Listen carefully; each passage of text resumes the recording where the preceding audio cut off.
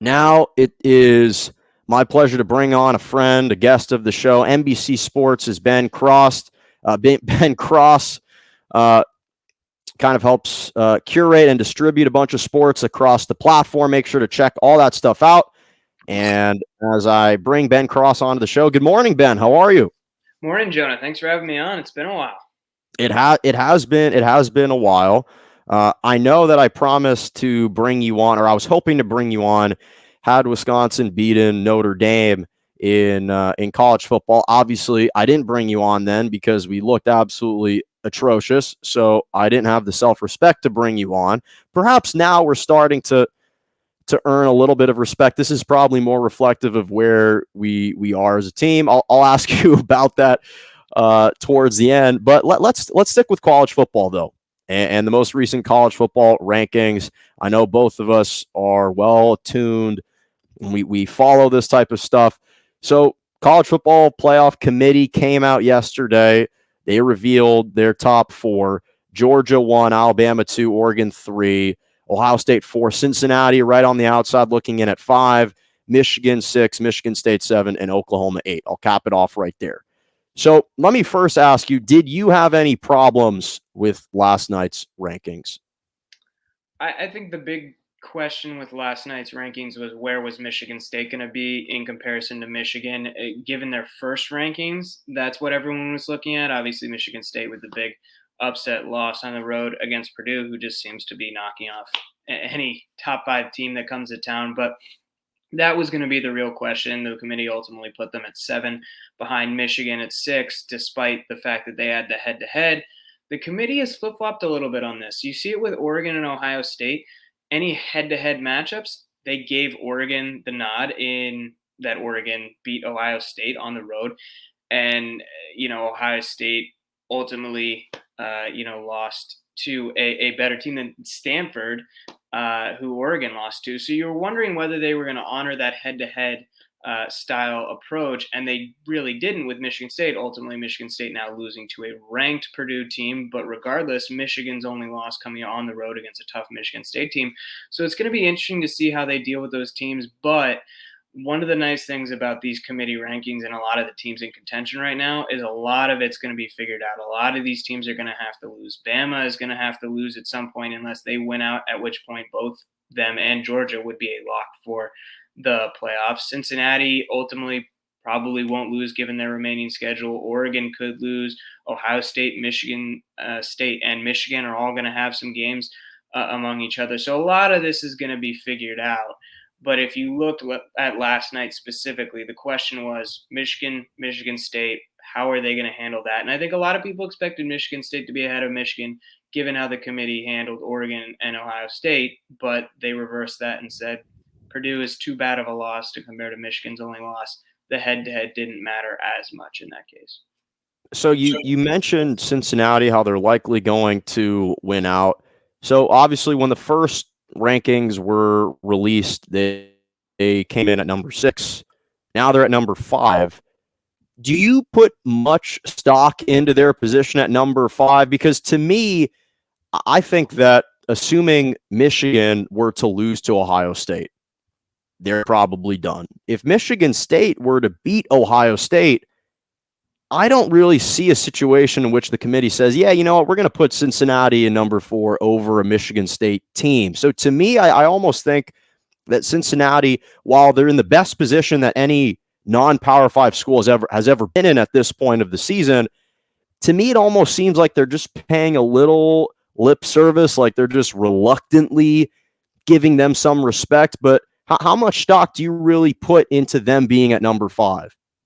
Not a ton. I mean, you mentioned everything that they're up against. I think the only situation in which the committee would have given Cincinnati the benefit of the doubt is if last week they put them at 2 or 3. But the fact that they put them at 6 basically meant that Cincinnati needs all these other teams to lose in order for them to even have a chance. I mean, if you're looking at what's in Cincinnati's way, they need to be a big Ohio State fan and a big Georgia fan. That would eliminate Bama. It would eliminate Michigan. It would eliminate Michigan State. And then they need to be a big Baylor fan this weekend as they play Oklahoma at home. If Oklahoma stumbles at any point, Oklahoma surprisingly wasn't given much credit by the committee. I guess I shouldn't say surprisingly if you've actually watched Oklahoma, but from years past, they tend to give them the benefit of the doubt. If Oklahoma stumbles anywhere, the Big 12 is out of the race. And then if Oregon stumbles at any place, they're out of the race. And then Cincinnati might have a legitimate shot, but they need almost all of those, pawns to fall in this scenario in order for them to really be in contention. Them being at 6 last week was the main statement. As you mentioned, the committee begrudgingly put them up to 5, and that was really only because Michigan State lost and they were moving everyone else up. Cincinnati is really up and against it, and there's not really much they can do as far as style points the rest of the way here. I think maybe the last week, if they really put on a show against Houston or whoever they have to play, that'll look slightly more impressive. But at the end of the day, the committee's made up their mind on Cincinnati. It's really not up to them. It's up to what happens to the rest of these teams. The interesting thing, too, is whether or not Cincinnati and maybe another non-Power 5 school that is ranked try and schedule some type of game like they did last year. I forget if it was between BYU. Who was it between? BYU and like East Carolina? Coastal Carolina. Coastal Carolina. So I don't know if that's what they're going to do, but it'd be interesting to me because, again, you talk about style points. Cincinnati didn't even look that good against Tulsa, but they won the game. Okay, so let me shift to the NFL, and specifically Aaron Rodgers trying to kind of walk back these comments on the Pat McAfee show about being immunized and trying to allay some of perhaps the uproar that he incited to a certain degree over this. What do you make of this whole situation, and what do you make of how the NFL responded to these actions by Aaron Rodgers and the Packers? Well, whatever you make of the situation, in a week or two, it'll pretty much all be smoothed over. I understand that people's public perception of Aaron Rodgers will change and has changed, but the public didn't necessarily love Aaron Rodgers to begin with. And if you look at the NFL's response, which was really what the question was going to be, they gave him a slap on the wrist. They fined the Packers $300,000, but they only fined him, I think, 10, 15,000, whatever it turned out to be. In fact, they fined CeeDee Lamb more money this week for playing with an untucked jersey. That was a repeat offense, so the fine was going up. But I think it shows what the NFL was choosing to do in response to this Rodgers thing, and that's pretty much just give him a slap on the wrist with COVID. And he's not the only player that hasn't gotten vaccinated. There certainly have been other players that are under that microscope. Kirk Cousins is one positive COVID case away from being under this microscope as well. I think it was the fact that Rodgers said he was immunized has really enraged much of the media, and I think probably brought more of a scope down on him. But ultimately, I don't agree with his decision in any way, his decision to describe it that way, his decision to treat it the way he did. But at the end of the day, the NFL has made their statement clear. He's not really going to be punished. He'll probably be back on the field, if not this week, then certainly next week. And I think the Packers are in a great position. The division is running away from them in the opposite way. They're going to be fine. They're going to the playoffs. They'll have several home games. I think the question is going to be whether they'll be the 1 or the 2 seed. Regardless, it's not really going to affect the outcome this season, and I don't think it'll affect Aaron Rodgers all that much going forward. I think in a week or two, most of it will blow over with the fact that there's really no repercussions moving forward.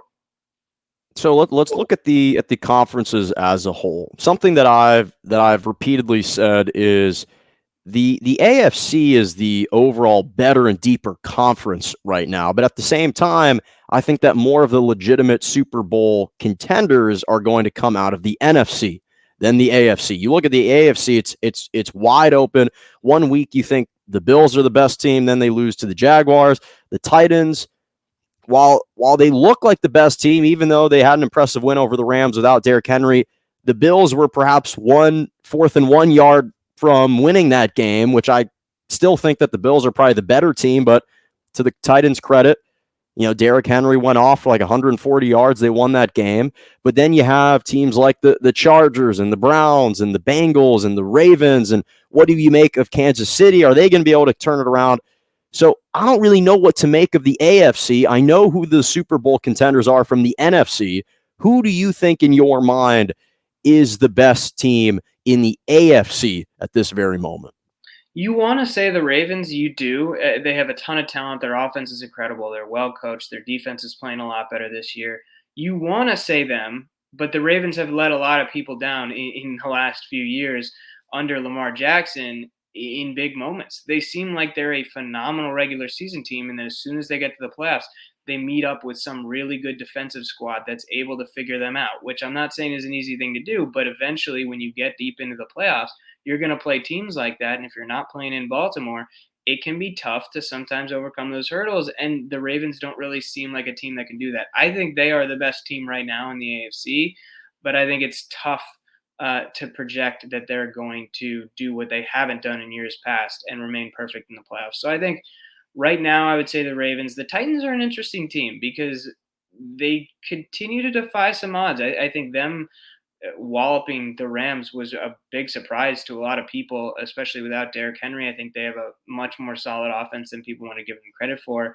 And their defense is great, but they're winning some close ones along the way. I think ultimately the Titans are going to have a little bit of a regression towards the end of the year. But right now, they're playing phenomenal football, and they absolutely have to be in contention for the best team in the AFC. I think they're going to win their division, no problem. I don't think the Colts have the steam to catch up with them at this point. Looking elsewhere around the AFC, I think the Bills are a huge shocker to people. They've had expectations in years past, but they really, really were expected to be a good team this year. And suddenly now they're only half full game ahead of the Patriots in that division. And the Patriots very well might catch up with them soon. And they're looking like one of the hottest teams in the NFL right now. The Bengals looked like a very hot team, a very popular pick. They've slowed down. I think their offense is a little inconsistent. So you mentioned, I mean, the AFC is all over the place. Now, to your point about the Chiefs, I don't necessarily see them progressing to the point where they were in years past. I think they could be a fringe playoff team. I could see them catching one of the wild card spots, but I don't think they're that dangerous. I think their offense has kind of lost their identity. They're continuing to try and do all the cute little trick plays that worked when they were up by 20 or 30, but they're not doing the small things to get the game into hand, even when they're playing teams like the Giants, which you really need to do. You know, you have to start with the fundamentals before you're able to get to those points and confuse teams offensively. So I think the AFC is really up for grabs. I would like to say it's the Ravens conference to lose right now, but the Titans are right there. The Patriots are on the come up. The Bills are solid. It's really hard to pick one exact winner, but I will say it is pretty stacked as far as playoff teams. I agree with you that they have a deeper playoff field. I don't think they have necessarily the contenders that the NFC does at the top, but I think they're a deeper playoff field. I mean, listen, I would love if Lamar Jackson won a Super Bowl. He's just an electrifying player, just a great player to root for. And by the way, I actually did, if people were to check my records, I did say that the New England Patriots were going to be a surprise team this year, that they would make the playoffs. How? I don't know why. Them and the Pittsburgh Steelers were the other team that I said would make the playoffs. I don't know if it's going to hold up. We'll see. But to me, just the Chiefs are so interesting because, Ben, to me, for a bunch of the other teams that we've talked about, the Titans, the Bills, of those teams have had some inexplicably bad losses, like to bad teams. Titans lost to the Jets. Bills just lost to the Jaguars. I found myself taking a step back when I was looking at the Chiefs and saying, okay, they're 5-4. Of course, they haven't lived up to the expectations that we've set out for them. Mahomes hasn't played as well as we would have hoped this year. But when you look at all their losses, they're all to playoff teams, or at least to fringe playoff teams. They haven't. I'll put it this way: have they looked pretty in every win? Absolutely not. The Giants game was just an ugly win. They only had one good half against the Washington football team, but they lost to the Chargers on a bad interception from Mahomes. That's a team that we think is a fringe playoff team. Lost to the Ravens, a game they should have won if Clyde Edwards-Helaire doesn't fumble it. They got blown out by the Bills. Okay, but the Bills were viewed as perhaps the best team in the AFC. And then they lost to the Titans, who right now are 7-1. So to me, I'm just looking like I understand we would have expected the Chiefs to be better, but at least they haven't lost to the teams that they're supposed to beat, in my opinion. I think that's very fair. I think that also poses an issue, though, in that they've been very consistent. They'll beat bad teams this year. They might even sneak into the playoffs, but the issue is they've shown they consistently can't beat top. Right. Can they beat? You mentioned they've played a lot of those teams close. And I'm not saying it's impossible, but they're probably not going to have any home field advantage if they do get to the playoffs. And I think that's a big factor for them. At the end of the day, I think we know what the Chiefs are. I think every week everyone was saying, okay, this is the week the Chiefs are going to look like their old selves. I don't think they're going to reach that level. I think they're consistent. They'll beat bad teams, but I don't necessarily know if they can hang with the contenders. So let me quickly get your thoughts on this one NBA topic. So the whole Ben Simmons situation, a position that I've held is this. I always believed the earlier you could have gotten rid of him, the better. You don't want to keep a distressed asset in your building who's just going to have a deleterious effect on your team the longer that he stays. And the whole situation has just been a huge rigmarole. You tell him that the only way he's going to get his money is if he shows up begrudgingly, doesn't want to practice. You suspend him, you kick it out. Then he is forced to have this confrontation with the team, claiming mental health issues. I'm not going to question the validity of those mental health struggles at this moment. The bottom line is the 76ers accept it. Then he doesn't apparently want to see doctors. They fine him. Now he is seeing doctors. It all seemed predictable to me. What do you make of that whole situation? And how long do you think he's going to remain a 76er? I guess from a logistical standpoint, I don't know what the process would be for getting rid of him, but I can tell you that if you are the 76ers, you don't want to have to deal with this any longer. I think out of the gate, you wanted to prove, hey, we're not in the wrong here. We'll let Ben Simmons make mistakes, lose money, prove that he's not a willing part of this franchise. But it has now gotten to that point where it is too much of the story and it is getting in the way of that team. I think they really just need to unload that baggage any way that they can, cut ties, and let him deal with what he's going to deal with. I mean, you talked about the mental health issues. If he does have those, I hope he's dealing with those and I hope he figures it out.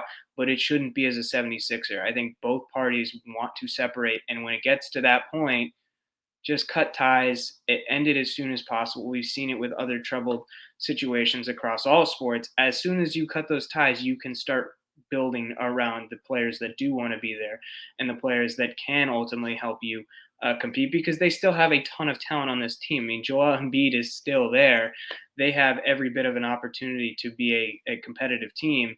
But as long as Ben Simmons is there, that's going to be the storyline, and that's got to be frustrating for the players that still want to be there. So I think you really have to start thinking, how do we get rid of him in the soonest way possible and just move on. Final two questions for you. So I touched on right before you came on to the show how Mike Krzyzewski now is engaging in or embarking on this final season of his head coaching career at Duke. You're obviously a huge North Carolina fan. I'm curious, given that this is his last season, what your kind of emotions are to this being his final season. Again, obviously, selfishly as a North Carolina fan, you're happy to see him go from that regard. You obviously Roy Williams just retired, but I'm just curious from your perspective as a North Carolina Tar Heel fan, what kind of Mike Krzyzewski has meant to you as a North Carolina fan, and how weird is it going to be when he's not there on the sidelines for Duke? It's going to be really interesting. I think people are really underestimating what of a loss that will be for college basketball. There are still a lot of coaches that have been there for decades that are big names, but no one is as big as Coach K, and I think it will really reshape that program. I'm curious to see how will evolve. To be honest, I think it is a good thing for Duke. I know you did mention before the show that he's adapted and he's brought in this new age of college basketball. I really don't think he's adjusted as well as everyone thought he was going to or thought he has. I think if you look at his teams, they've been very competitive in regular seasons, but you saw it the last 2 years, Duke really wasn't all that good and they weren't that competitive in the tournament. Now, granted, the last two tournaments were dominated by teams that had a lot of experienced players and it was tough to break into that. But in this age of one and done, it's very hard to find a class every year that's going to be very competitive. And I don't necessarily know if Coach K was built to coach that. I think whoever they ultimately bring in will probably be a lot more NBA talent friendly from the standpoint of coaching in college for that 1 year.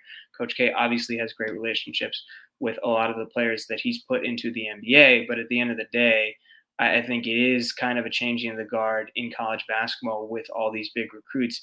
It's time to move on. So as far as my emotions for this year goes, I will certainly watch the big games, but beyond that, I'll probably tune it out a little bit because we saw with the Champions Classic last night, everyone's going to be rolling out the red carpet. Everyone's going to have some sort of tribute, and a lot of it's going to get stale. A lot of it's going to get old. And you forget that college basketball has a relatively long shelf life. There's a long season ahead. I'm not sure I'm ready to tune into every game and watch every opposing fan base give him a tribute. I'll watch the big games, and I'm not saying I'm not going to follow Duke, but I don't know how many broadcasts I'm actually going to watch because I think I'm going to get my fair share of Coach K content. Final couple seconds. Let me ask you, I don't know, did you get a chance to watch any of the Wisconsin basketball game last night? I didn't catch the broadcast. It wasn't on in my region, but I certainly watched the highlights. I think it's a more balanced team than we expected at the end of last year, losing all of those seniors, losing all of those third and 4-year starters. There's a lot of talent on this team, and I think they might surprise some people. I'm not necessarily. Jonathan Davis looks good. Jonathan Davis. He's really kind of he's inserted himself as the main guy on that team. Yeah, and I would say Chucky Hepburn is another name that you really need to keep an eye on. I think he's probably going to be the better scorer than Johnny Davis. I think Johnny Davis is the best facilitator on the team. He's an incredible athlete and a great defender. But Chucky Hepburn, I think he's the future of this program, and they've got some other guys that have played some minutes, and they've got some 3-4-star guys. I think Wisconsin's going to be better than people want to give them credit for right now. The thing that I like is that we're starting out unranked because every time we start out ranked and we have these expectations, as you have notoriously reminded me of, we normally don't live up to those expectations. So I'd rather be pleasantly surprised by the team. And then, okay, final 2 seconds, and then I'm going to let you go. I want to give you a second. What do you think of your Dallas Cowboys? I should have asked you during the NFL segment. If you had asked me a week ago, I would have said I'm over the moon. This week, I'm a little bit more cautiously optimistic. I think the question for the remainder of this year is not whether the Cowboys will win the division and go to the playoffs. I think that's almost a certainty. I'll knock on wood. The question is going to be how healthy is Dak? I know he was listed as healthy and ready to go for that Broncos game, but I think he looked a little questionable on that ankle. And I think with all of his other health issues, you wonder if he can stay healthy and remain at that potential Super Bowl level. I'm not saying the Cowboys are a Super Bowl team, but I think they have the talent around them. The defense is a lot better under Dan Quinn. If Dak can stay healthy and Zeke comes back from this injury healthy as well, I think the sky's the limit, but that is a big question mark, and it can change at any moment, as we've seen. Sounds good. I like those words. Every time I see the Cowboys, I'm thinking Ben's probably somewhere hiding, somewhere cheering. I don't know, one of the in-between emotions. But no, Ben Cross, thank you so much for joining me. Make sure to check out Peacock, the sports platform. Ben Cross is curating and distributing all that sports content. So thank you, as always, Ben. Great to have you on. Thanks. Great to be here. Thanks, Jenna. All right.